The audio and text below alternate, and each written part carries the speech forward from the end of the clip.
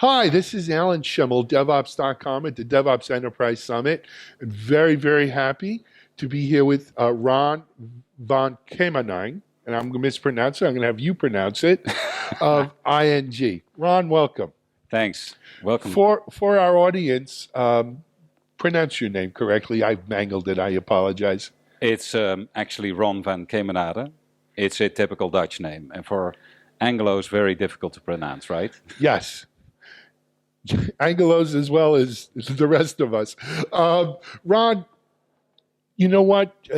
I've heard of you and the ING story around DevOps before, but perhaps our audience hasn't. Why don't you give us maybe just a quick background of ING's DevOps transformation or DevOps experience? Now, our DevOps transformation basically started in early 2010, and we might as well call it an agile transformation, Yes. and DevOps is part of that. And maybe it started a bit with our learnings from the financial crisis, where we basically learned that financial institutions, including ING, should be more responsive to our customers, better listen to their needs, become more customer-centric. And that meant that the way we work and the way we translate what the customers want into delivery to the market, we needed a different approach to that, coming from the typical waterfall-driven IT change, governed by Prince2, CMMI, all of that kind of stuff. And we needed to change that to be more responsive to our customers. That was basically what sparked the transformation. I see. And so that is very early in the game, 2010. So we've been almost 6+ years into this. Can you give us some metrics or what do you consider your most proud accomplishment in ING as part of this? Yeah, so maybe the best feedback, and this is only one example, so no preference there, but we were relatively late with our mobile app into the market, and our competitors were way ahead of us, so we needed to do something dramatic. And that sparked basically our first Scrum teams, which was a way of agile development. Mm-hmm. And since then, we've been able to basically bring new releases to the market at least 6 times a year. And the biggest compliment we ever got was a review in one of the app stores where a customer said, if only all banks would do it like this mobile app team, because they really include our feedback. Really? And this customer referred to a particular suggestion he had done in a previous review, and actually the next release we were able to include that. And to me that was the most remarkable moment where we found the proof that working in a DevOps way in these very short agile cycles of 2 weeks, sprints, that we were able to really quickly respond to customer demand. That was, to me, the most relevant proof point. That absolutely is. And Ron, it also brings up, I think, an area or part of the DevOps continuum, if you will, that is not given enough play, enough light, and that is the feedback loop idea, right? And the feedback loop isn't just from ops telling dev or QA or security, but it's the feedback loop from the customer, the ultimate judge of quality and satisfaction. The feedback loop from the customer to the product team or to the provider. Hey. And that's got to be paramount.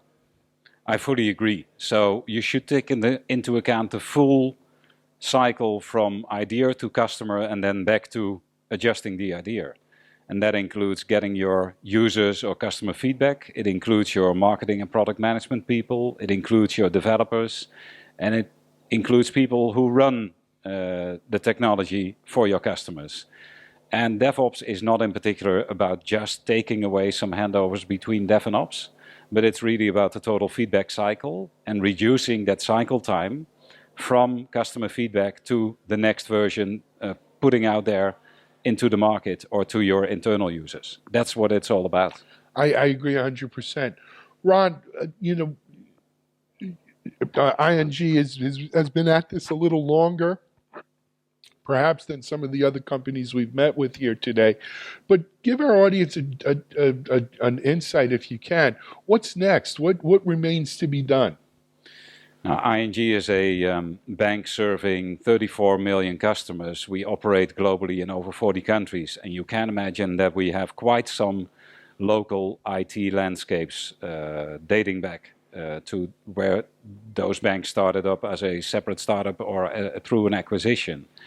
And making this transformation truly global so we can compete on a globally scalable level, that's really the big next thing. And that means standardizing our way of working across many countries, many IT shops in those countries, creating one collaborative community and being able, in using that collaborative community, to really scale fast to volume. So changing the name of the game from time to market, meaning from idea to the first customer.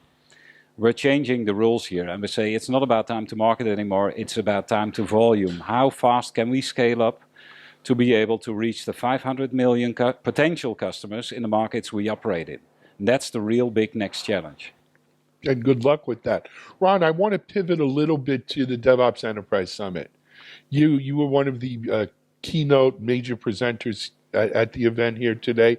Why did you choose to present here? Now, in many cases, decisions are basically a random collision of problems, solutions, moments, and people. And that's how it went this time as well. So I was actually, and this is actually true, I was reading Gene's book, The Phoenix Project. Yes. And exactly in that week, I received an email from one of my people, said I was talking to Gene the other day, and he was really asking for whether Ron would be willing to join the Enterprise Summit. And I said, well, I mean, coincidence in the end doesn't exist. This must be It's a fate. kind of fate, right? Yes. And the true motivation to be here is really about DevOps has been there for quite a while. Agile Manifesto was already launched in the early 2000s. All the CD tooling is there, the continuous delivery tooling. And sometimes it still has a bit of the aura around it, like this is for startups, this is for cool tech companies. But if you look at banking and if you look at many other industries, the enterprise IT, it is maybe even more relevant. We need to even change more than the companies who have been born on the web.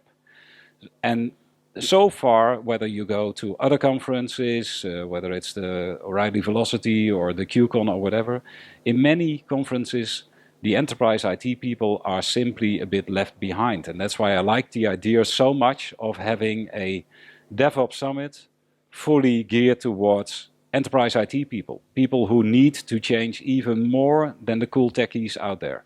It's a great, probably the best description I've heard of it, and this is my third one of Gene's DevOps Enterprise Summit. That's Cool. fantastic. Yeah. Thank you. Well, Ron, we've taken up enough of your time. I want to thank you for being our guest here today, and continued success at ING with your DevOps journey. And we hope to have you back maybe at another DevOps Enterprise Summit and check back in with you. I would be honored. And Thank thanks. you. Thank Bye-bye. you. Thanks, Ron. This is Alan Schimmel for DevOps.com.